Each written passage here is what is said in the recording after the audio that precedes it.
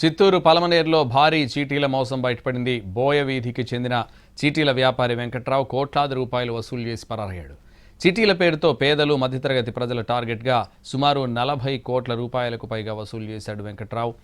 అప్పులు పెరగడంతో గుట్టుచప్పుడు కాకుండా 14 లక్షల అప్పులకు ఐటీ దాఖలు చేసి పరారయ్యాడు. 20 ఏళ్లుగా చీటీల వ్యాపారం నిర్వహిస్తూ సుమారు 500 మందితో చీటీలు వేయించినట్లు బాధితులు చెబుతున్నారు. చిరు వ్యాపారులు, మహిళలు, మధ్యతరగతి కుటుంబాలే ఈ మోసానికి గురయ్యారు.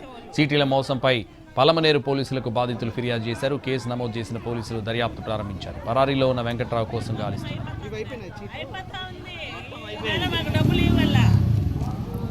23 చీట్లు ఇవి, ఒక బ్యాచ్ ఇది ఒక బ్యాచ్. ఇది ఎంత? 10 లక్షల రూపాయలు. 10 లక్షల రూపాయలు చెట్లోనే ఉన్నారు మీరు? 5,10,000. ఇచ్చే ఈ 5,10,000 అయిపోయింది కూడా ఆల్మోస్ట్ అయిపోయింది. ఈ రోజే లాస్ట్.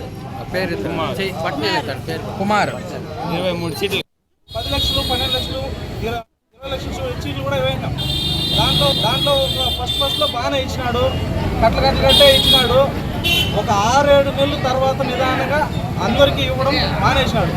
అందరూ ఎత్తినారు, అసలు ఇవ్వలేదు. మాకు అసలు 12 లక్షలు ఇప్పుడు లాస్ట్ ఒక చీటీ ఉన్నది అంతే. నాకు 12 లక్షలు, తనకేసి 12 లక్షలు. మా ఫ్రెండ్స్ ఉన్నారు, ఇంకా ముగ్గురు ఉన్నారు, వాళ్ళు కూడా ఇవ్వాలి అమౌంట్.